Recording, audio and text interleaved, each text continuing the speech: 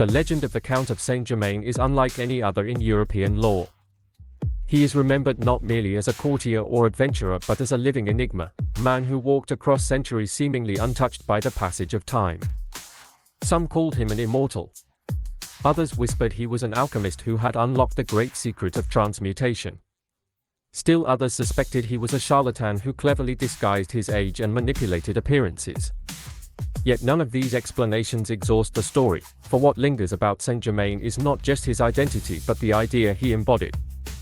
He became a symbol of the human longing for continuity, for the unbroken line of memory that defeats death. At the center of this myth lies an unusual claim, that Saint-Germain was not a singular man but the continuation, even the merging, of another life. This other life belonged to Georgi Rákóczi II, a 17th-century Hungarian prince who ruled Transylvania during an era of instability. Rákóczi's reign was marked by bold ambition and tragic failure. His military campaigns stretched his power beyond its limits, and his aspirations often exceeded his resources.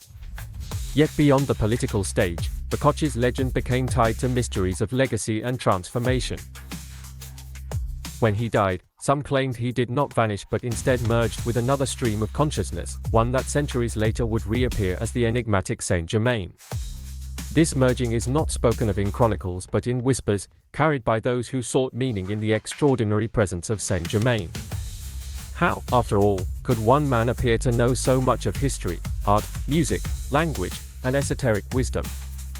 How could he move from court to court without ever showing the marks of age? To his contemporaries, he was already uncanny. To later interpreters, the rumor of his merging with Rákóczi offered an explanation. It was said that within his body lived not only his own soul but the essence of another, bound together in a continuity that transcended the ordinary rhythm of birth and death. To see this story in its full richness, one must place it in the broader context of human myth. The idea that souls continue beyond the grave is nearly universal.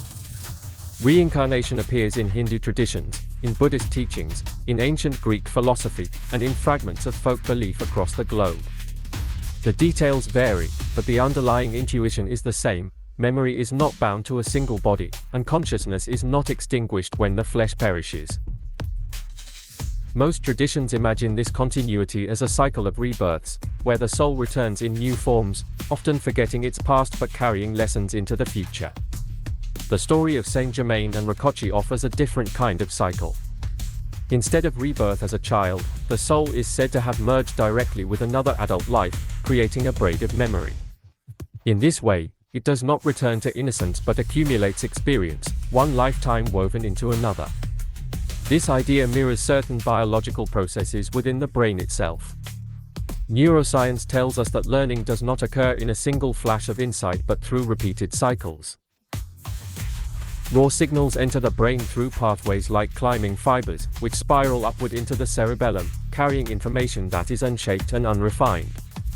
Mossy fibers, by contrast, serve as grounding roots, weaving signals into structured patterns. Over time, repetition transforms signals into memory. Just as reincarnation cycles repeat lives until wisdom is shaped, so do neural circuits repeat patterns until knowledge is formed.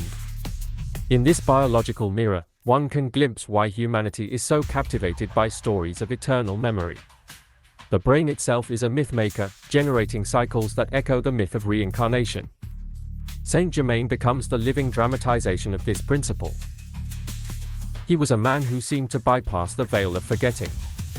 Where most of us are born anew with little trace of what came before, he appeared as one who carried centuries of memory in continuous flow. He knew languages without learning them in the usual way. He recalled histories not as lessons studied but as experiences lived. His art and music carried echoes of earlier eras, as though the past itself breathed through him. The merging with Rákóczi explained this continuity. It was not mere reincarnation but a direct passage of memory, an uninterrupted stream. In mythic terms, this merging resembles the ascent along the world tree, that great axis of being described in cultures from Norse Yggdrasil to the Mayan saber. The world tree connects heaven and earth, roots and branches, underworld and divine realm. To ascend it is to rise from mortality toward transcendence, from chaos toward order. Rákóczi's ambitions in life were aimed at ascent through political power. He sought to climb the ladder of crowns, extending his dominion outward. But his failure left him broken at the base of that ladder. In the mythic retelling, however, his essence continued, now ascending in a different way. By merging with Saint Germain, his consciousness did not perish but became part of a climb beyond politics, beyond the mortal throne, toward the eternal. This is why the story resonates. It is not simply a tale of two men but a parable of human longing. We hunger for continuity. We fear the finality of endings. We imagine that memory might persist, that consciousness might be woven into a larger fabric, that ascent might be possible even when order resists it. In the merging of Saint Germain and Ricocci, we glimpse the possibility that one life can hand its torch directly to another, that knowledge and essence might survive the grave without interruption. Saint Germain's presence in European courts only strengthened this myth.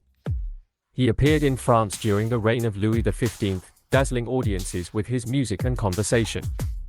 He was said to converse in tongues long forgotten, to know secrets of alchemy, and to bear jewels of mysterious origin.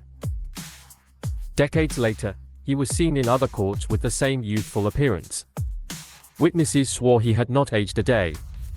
Some even claimed he remembered conversations word for word from years past, as if memory itself could not decay. To skeptics, these were exaggerations or fabrications. But to those who believed, they were proof of his continuity, evidence that the merging with Ricocci had granted him not only survival but the very gift of unbroken memory. What, then, does it mean to merge lives in this way? On one level, it is a literal claim, the idea that souls can combine as water flows into water. On another level, it is symbolic, representing how memory persists across time. A man may die, but his essence may live in stories, in legacies, in the inspiration of others. In that sense, Saint Germain and Ricocci did merge, for the memory of one became inseparable from the legend of the other. Their names, spoken together, form a continuity that no death can erase. The scientific imagination provides yet another lens. If consciousness is not only an emergent property of neurons but also a field that extends beyond them, then memory may not be limited to the brain. It could exist as a pattern woven into the cosmos, waiting to be carried into new vessels. Raw signals could be fragments of memory beyond one lifetime, unshaped but persistent, waiting to be given form by a new mind. In this view, Saint Germain was not an anomaly but a vessel particularly attuned to the universal current of memory. He could draw from it, recall it, embody it. Ricocci's essence, rather than fading, may have found in him a receptive vessel.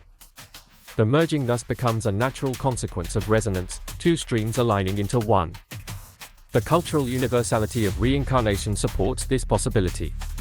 From ancient India to rural Europe, from the Americas to Asia, people have told stories of souls returning, of memories slipping between lives, of children recalling what they should not know.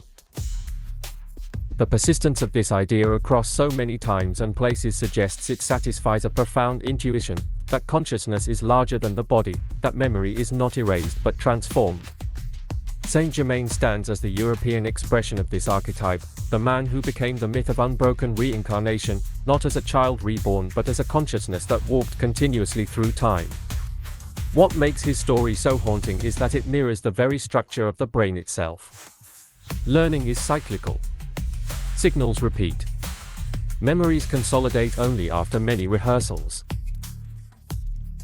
And in the deepest structures of the cerebellum, mossy fibers lay the roots of order while climbing fibers spiral upward like vines, carrying raw signals into higher integration.